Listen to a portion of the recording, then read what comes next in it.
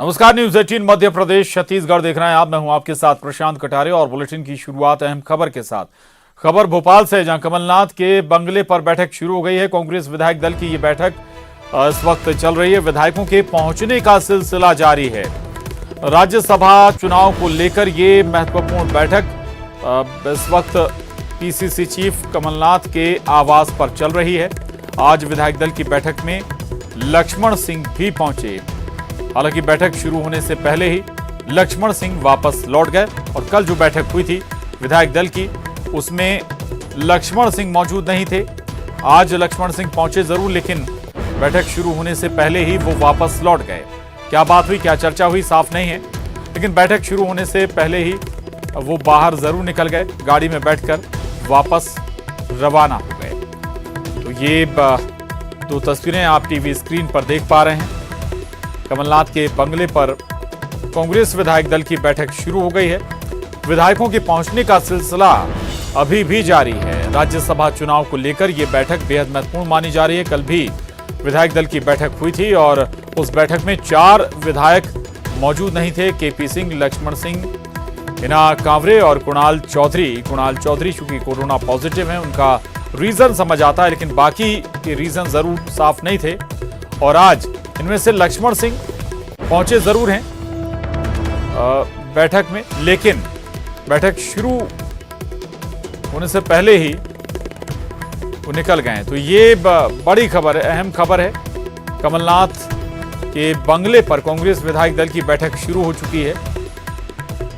एक एक कर सभी विधायक पहुंच भी रहे हैं। जो नहीं पहुंचे हैं वो भी उनके भी पहुंचने का क्रम लगातार जारी है, क्योंकि 19 जून को राज्यसभा चुनाव होने हैं और उसके मद्देनजर एक भी वोट खराब ना हो, ऐसी बैठकें बेहद महत्वपूर्ण हो जाती हैं। और इसी लिहाज से रणनीति भी कांग्रेस अपनी बना रही है। 2 प्रत्याशी राज्यसभा के लिए कांग्रेस ने उतारे हैं, दिग्विजय सिंह के अलावा फूल सिंह बरैया। पहली सीट जीतना तय है, लेकिन दूसरी सीट के लिए नंबर पर्याप्त नहीं है कांग्रेस के पास। उस लिहाज से क्या रणनीति होगी यह अभी तक साफ नहीं है, लेकिन कोशिशें जरूर हैं। और कल विधायक दल की बैठक हुई थी कांग्रेस की, और आज एक बार फिर विधायक दल की बैठक पीसीसी चीफ कमलनाथ के आवास पर चल रही है। और कल जो 4 विधायक बैठक में शामिल नहीं हो पाए थे, उनमें से एक दिग्विजय सिंह के छोटे भाई लक्ष्मण सिंह आज बैठक में पहुंचे जरूर, लेकिन बैठक के शुरू होने से पहले ही निकल गए। क्या वजह थी, क्या कारण थे कि वो बैठक का इंतजार नहीं कर पाए, बैठक में शामिल नहीं हो पाए और कल भी वो बैठक में नहीं पहुंचे थे, ये अभी तक साफ नहीं हो पाया है। लेकिन एक बात जाहिर जरूर हो रही है कि सब कुछ ठीक नहीं चल रहा है फिलहाल कांग्रेस खेमे में। बैठक शुरू होने से पहले जब लक्ष्मण सिंह निकले, उस वक्त की तस्वीरें भी हमने आपको दिखाई। और कल हालांकि ज्यादातर विधायक बैठक में मौजूद थे। केपी सिंह, लक्ष्मण सिंह, हिना कांवरे और कुणाल चौधरी को अगर छोड़ दिया जाए। हालांकि आज लक्ष्मण सिंह पहुंचे, लेकिन बैठक में शामिल नहीं हुए। यही कुछ सवाल भी खड़े करता है, क्या वजह है, क्या सब कुछ ठीक नहीं है इस वक्त कांग्रेस में, या फिर लक्ष्मण सिंह नाराज है। रंजना हमारे साथ जुड़ गई हैं और जानकारी के साथ। रंजना, क्या जानकारी, क्या डिटेल्स इस बैठक से जुड़ी हुई? जी प्रशांत, बिल्कुल जो कांग्रेस विधायक दल की बैठक है वो पूर्व मुख्यमंत्री कमलनाथ के बंगले पर शुरू हो चुकी है। और आप देख सकते हैं कि जो विधायक हैं उनके आने का सिलसिला शुरू हो चुका है। जो विधायक हैं अभी आ रहे हैं और आज बैठक में कल के राज्यसभा चुनाव को लेकर जो रणनीति है वो भी यहाँ पर बनने वाली है। कल भी जो बैठक हुई थी उसमें भी इन तमाम रणनीति पर चर्चा हुई थी। और आज जिस तरह से जो मॉक पोल है वो भी यहाँ पर किया जा रहा है, यानी जो नए विधायक हैं उनको मॉक पोल के जरिए मतदान की जो ट्रेनिंग है वो भी दी जा रही है। लेकिन यहाँ पर जिस तरह से जो विधायक हैं है उसमें जो यहाँ पर एकजुट हुए हैं कांग्रेस के 92 विधायक हैं और एक जो राज्यसभा का जो टिकट है वो कांग्रेस से पक्का है, यानी दिग्विजय सिंह की जीत यहाँ पर पूरी तरह से सुनिश्चित हुई जा रही है, क्योंकि जो मत का आंकड़ा है 52 मतों का वो यहाँ पर पूरा होता दिख रहा है। लेकिन दूसरे जो प्रत्याशी है फूल सिंह बरैया, उनके लिए शायद जीत इतना आसान नहीं होगी, क्योंकि कांग्रेस के पास जो विधायकों का आंकड़ा है वो पूरा नहीं हो पा रहा है। और दूसरी तरफ जो भाजपा की जो रणनीति है वो भी लगातार देखने को मिल रही है, उनके यहाँ पर भी जो बैठकों का दौर है वो भी लगातार चल रहा है और सपा बसपा और जो निर्दलीय प्रत्याशी है उनका समर्थन भी भारतीय जनता पार्टी को मिलता है। रंजना, लक्ष्मण सिंह कल बैठक में नहीं पहुंचे थे, विधायक दल की बैठक में आज पहुंचे लेकिन पहले निकल गए, क्या कारण इसके?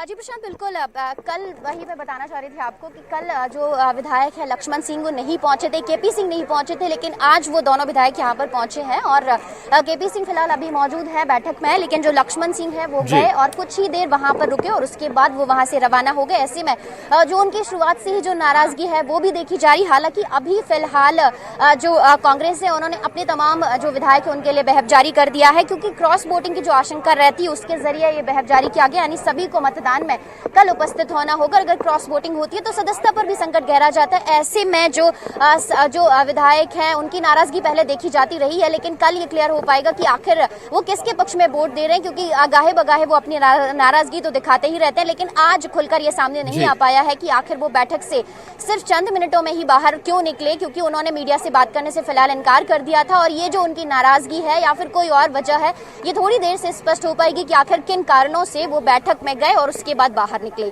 प्रशांत, बिल्कुल बिल्कुल। दूसरी तरफ रंजना, कांग्रेस भी जारी करने वाली है, उस लिहाज से सभी कांग्रेसी जो विधायक हैं उन्हें सदन के अंदर मौजूद रहना होगा जब वोटिंग होगी। नाराजगी स्वाभाविक है कि कुछ ना कुछ जरूर रही होगी, कल अगर नहीं पहुंचे और आज भी बैठक से पहले निकल गए, क्या मोलतोल कर रहे हैं वो? कोई बार्गेनिंग भी चल रही है क्या किसी बात को लेकर कुछ? जी प्रशांत, बिल्कुल। अब देखिए जो राज्यसभा चुनाव का जो गणित है फिलहाल ये यही है कि कांग्रेस के पास बीजेपी के पास 107 विधायक है और कांग्रेस के पास 92 विधायक है। ऐसे में अगर जो बीजेपी को सपा बसपा और निर्दलीय प्रत्याशियों का भी समर्थन है और एक जो प्रत्याशी राज्यसभा में जीत के लिए 52 वोट का आंकड़ा चाहिए रहता है और वो 52 वोट के लिहाज से अगर देखा जाए तो भारतीय जनता पार्टी दोनों ही आंकड़ा फुलफिल कर रहे हैं। ऐसे में उनके दोनों ही जो प्रत्याशी हैं सुमेर सिंह सोलंकी और जो ज्योतिरादित्य सिंधिया, की जीत पहले से तय मानी जा रही है। और अब कांग्रेस के पास 92 विधायक हैं, सपा बसपा और निर्दलीय प्रत्याशियों का समर्थन भी उनके पास नहीं है। ऐसे में एक ही प्रत्याशी की जीत यहाँ पर हो पाएगी। ऐसे में ये जो यहाँ पर जो बैठक में रणनीति बन रही है वो एक हिसाब से ये भी कहा जा सकता है कि दिग्विजय सिंह की जीत को लेकर भी यहाँ पर रणनीति कही जा सकती है। दूसरी तरफ जो बहप भी इन्होंने जारी किया है कि तमाम जो विधायक हैं उनको कल राज्यसभा में वोटिंग के लिए उपस्थित रहना पड़ेगा, क्योंकि जो क्रॉस वोटिंग के लिहाज से अगर कोई आशंका भी रहती है बिल्कुल सभी विधायकों को मौजूद रहना होगा सदन में राज्यसभा की वोटिंग के दौरान। और इस वक्त विधायक दल की बैठक चल रही है कांग्रेस की पीसीसी चीफ कमलनाथ के आवास पर। रंजना, नजर बनाए रखिए, आगे भी आपसे अपडेट लेते रहेंगे। और इस वक्त एक और अहम खबर, राज्यसभा चुनाव से पहले कांग्रेस की टेंशन बढ़ी हुई है। दरअसल मॉक पोल में 5 विधायकों ने गलत कर दी वोटिंग। दिग्विजय सिंह की जगह दूसरे उम्मीदवारों को उन्होंने वोट दे दिया। आज फिर से मॉक पोल किया जाएगा। कल होने वाले राज्यसभा चुनाव को लेकर विधायकों को ट्रेनिंग भी दी जा रही है, मॉक पोल कराया जा रहा है ताकि एक भी वोट उनका खराब ना हो, गलत जगह उनका वोट कास्ट ना कर लिया जाए। दरअसल मॉक पोल के दौरान 5 विधायकों ने गलत वोटिंग कर दी और इसका नतीजा ये हुआ कि दिग्विजय सिंह की जगह दूसरे उम्मीदवार को यह वोट चला गया। अनुराग श्रीवास्तव हमारे साथ जुड़ गए हैं और जानकारी के साथ। अनुराग, यही पूरी कवायद का मजमून भी है कि कोई विधायक गलत वोटिंग ना कर दे, वोट खराब ना हो जाए कांग्रेस विधायक का? बिल्कुल, देखिए सबसे बड़ी बात है कि ये ट्रेनिंग नए विधायकों के लिए रखी गई थी कि नए विधायकों को इस बात की जानकारी हो कि उनको कहां पर वोट अपने इस्तेमाल करना है। लेकिन जो 5 गलत वोट डले उनमें 2 सीनियर एमएलए के भी हैं, उन्होंने भी गलत तरीके से वोटिंग कर दी। दिग्विजय सिंह और फूल सिंह बरैया को जिन विधायकों को वोट करना है उसके लिए विधायकों का बंटवारा कर दिया। 54 विधायकों की संख्या निर्धारित कर दी है जो दिग्विजय सिंह को वोट करेंगे और बाकी जो विधायक हैं वो फूल सिंह बरैया के लिए वोट करेंगे।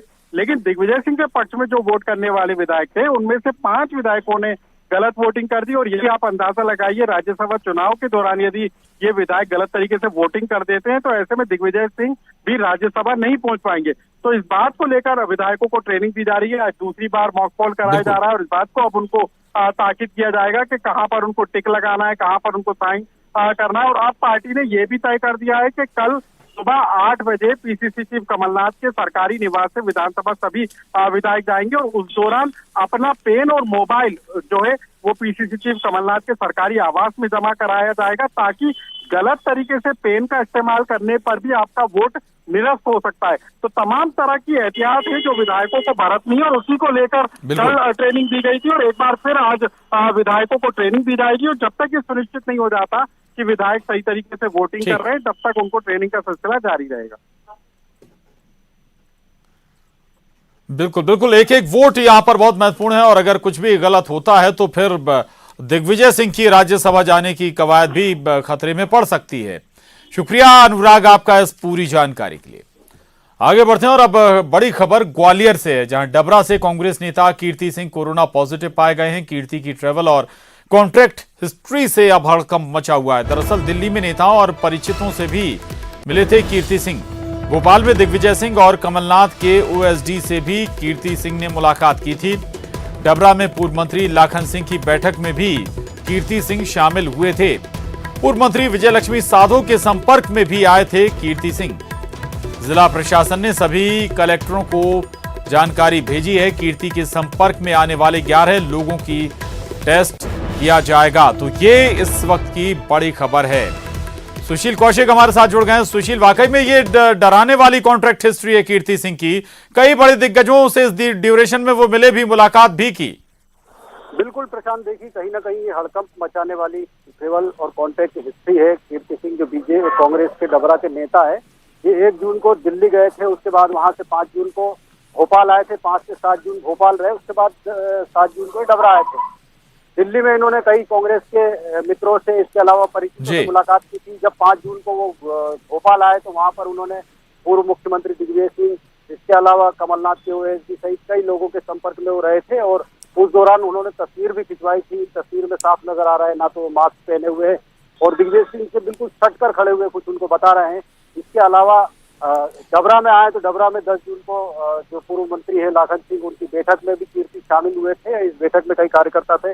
इसके साथ ही विजयलक्ष्मी साधो जब डबरा में पर्यवेक्षक के तौर पर आई थी तो उनसे भी वो संपर्क में आए थे। तो कहीं ना कहीं कीर्ति सिंह की जो कोरोना पॉजिटिव रिपोर्ट आने के बाद अब प्रशासन में हड़कंप मचा हुआ है। यही वजह है कि इनके संपर्क में आने वाले स्थानीय 11 लोगों के आज सैंपलिंग कराई जा रही है। साथ ही भोपाल, दिल्ली और बढ़वा कलेक्टरों को भी जानकारी भेजी जा रही है कि वहाँ ये दिग्विजय सिंह, विजयलक्ष्मी साधो और दिल्ली के कुछ कांग्रेस के मित्रों के साथ जो संपर्क में आए थे, तो उन कलेक्टरों को भी जानकारी भेजी जा रही है कि इनकी इस तरह की कॉन्टैक्ट हिस्ट्री है। तो वहां भी प्रशासन अब संज्ञान लेगा। लेकिन कहीं ना कहीं एक हड़कंप मचाने वाली खबर है कि दिग्विजय सिंह के संपर्क में जो है कोरोना पॉजिटिव, बिल्कुल कीर्ति सिंह पॉजिटिव आए हैं और जिन जिन लोगों के वो संपर्क में आए हैं उन सभी की सैंपलिंग होगी, उन सभी के सैंपल लिए जाएंगे, जांच की जाएगी, कहीं कोई उनसे इफेक्टेड तो नहीं हुआ है। बहुत शुक्रिया सुशील आपका इस पूरी जानकारी के लिए। आगे बढ़ते हैं और एक और अहम खबर इंदौर से है, जहां ऑपरेशन कर्क के तहत कार्रवाई जारी है। गुटखा किंग किशोर वाधवानी की पेशी होगी। दोपहर 3 बजे के बाद कोर्ट में उन्हें पेश किया जाएगा। 400 करोड़ की टैक्स चोरी का ये मामला है। डीजीजीआई के अफसर वाधवानी से इस वक्त पूछताछ कर रहे हैं। तो ये बड़ी खबर है। ऑपरेशन कर्क के तहत लगातार कार्रवाई जारी है। गुटखा किंग किशोर वाधवानी की पेशी होने वाली है। दोपहर करीब 3 बजे के बाद उन्हें कोर्ट में पेश किया जाएगा। 400 करोड़ रुपए की टैक्स चोरी का यह पूरा मामला है। आपको बता दें कि इस मामले में अफसर वाधवानी से लगातार पूछताछ कर भी रहे हैं। अब हमारे साथ अरुण त्रिवेदी इंदौर से जुड़ गए हैं। अरुण, और क्या डिटेल इस मामले से जुड़ी हुई? की रिमांड है किशोर वाधवानी की, जो गुटखा जो मामला है और उसमें ये भी है कि इन्होंने टैक्स चोरी की है। 400 करोड़ के टैक्स चोरी के आरोप इन पे और उनके कुछ साथियों पर लगाए गए हैं।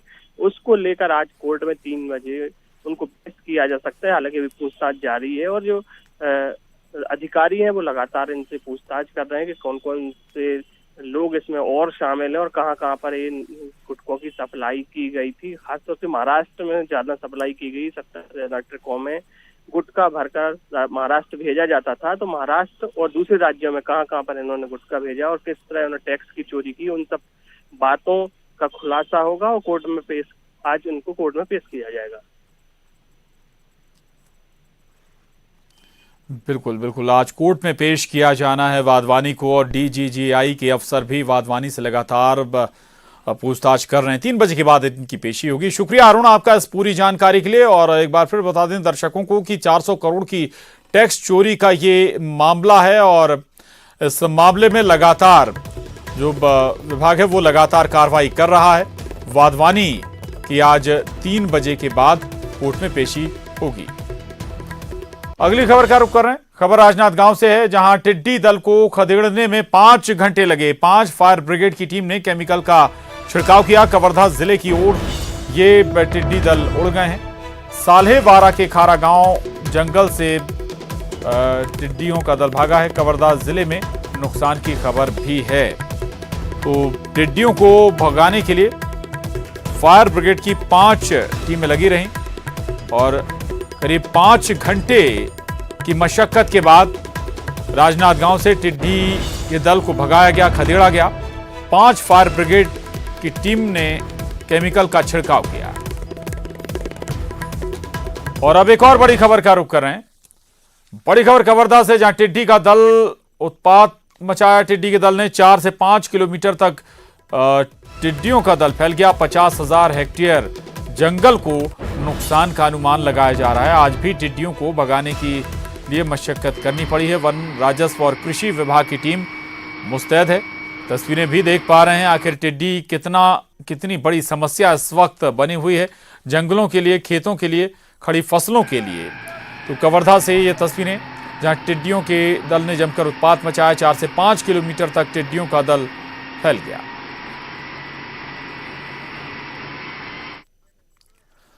उधर कोरोना संकट में मोदी सरकार प्रवासी मजदूरों के लिए एक मेगा प्लान तैयार कर रही है, जिसके तहत लॉकडाउन के दौरान अपने राज्यों और गांव वापस लौटने वाले लाखों लोगों के रोजगार और पुनर्वास के लिए पूरा खाका तैयार किया गया है।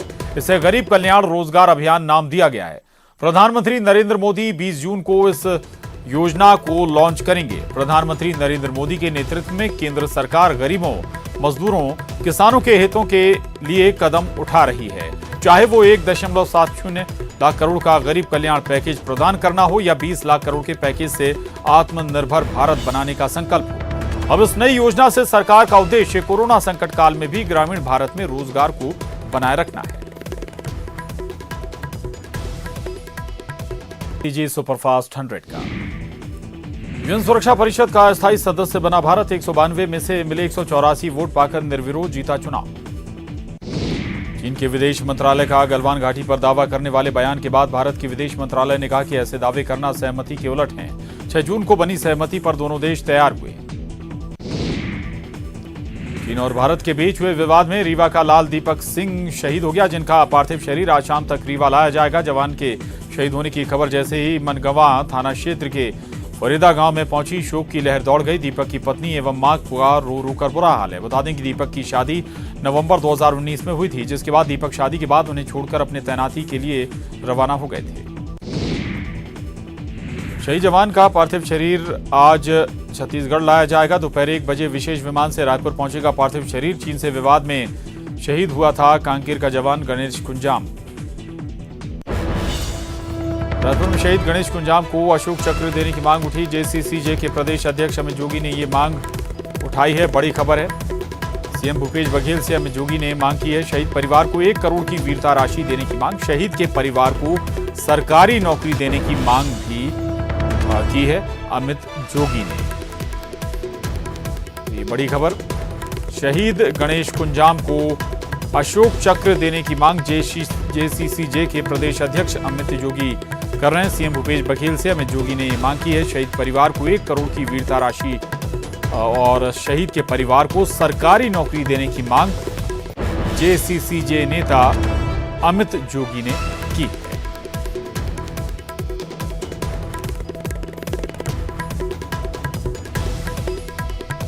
आपको एक बार फिर बता देते हैं, अमित जोगी जेसीसीजे नेता हैं और अमित जोगी ने गणेश कुंजाम के परिवार के लिए अशोक चक्र की मांग की है और न केवल अशोक चक्र की मांग की है और चलिए अब अगली खबर का रुख कर लेते हैं। अगली खबर, आज शाम 6 बजे बीजेपी विधायक दल की बैठक होगी। राज्यसभा चुनाव को लेकर विधायकों को ट्रेनिंग देंगे केंद्रीय मंत्री प्रकाश जावड़ेकर, बैठक में शामिल होंगे।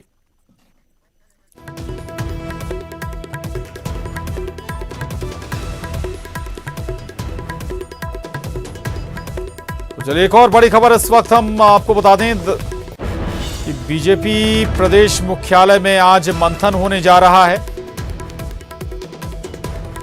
ये बड़ी खबर है। भोपाल में मंत्रिमंडल विस्तार को लेकर मंथन हो सकता है। सीएम शिवराज सिंह चौहान, नरेंद्र सिंह तोमर इस दौरान मौजूद रहेंगे। प्रदेश अध्यक्ष वीडी शर्मा के साथ भी मंथन होगा। बीजेपी प्रदेश प्रभारी विनय सहस्त्रबुद्धे भी इस दौरान बैठक में मौजूद रहेंगे। बीजेपी प्रदेश मुख्यालय में ये मंथन होने जा रहा है मंत्रिमंडल विस्तार को लेकर, क्योंकि 19 जून को राज्यसभा चुनाव होने के बाद मंत्रिमंडल विस्तार जल्द हो सकता है। ऐसी अटकलें भी अब लगाई जा रहे हैं, क्योंकि इंतजार माना यही जा रहा है कि राज्यसभा चुनाव के लिए मंत्रिमंडल विस्तार का इंतजार किया जा रहा था और अब जैसे ही राज्यसभा चुनाव गुजरेंगे उसके बाद मंत्रिमंडल विस्तार जल्द हो सकता है, उस पर मंथन भी होना है।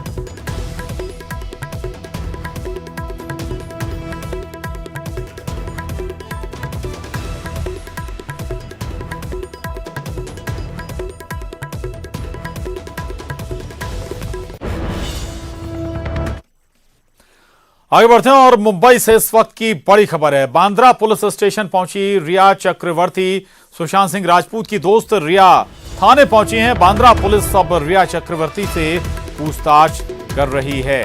तो ये बड़ी खबर इस वक्त मुंबई से है। बांद्रा पुलिस स्टेशन पहुंची हैं सुशांत सिंह राजपूत की दोस्त रिया चक्रवर्ती और बांद्रा पुलिस रिया चक्रवर्ती से पूछताछ कर रही है।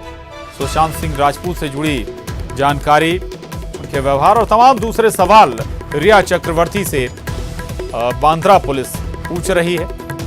दरअसल हाल ही में फिल्म अभिनेता सुशांत सिंह राजपूत ने खुदकुशी कर ली थी और उसके बाद पुलिस कई एंगलों से इस खुदकुशी की जांच में जुटी है।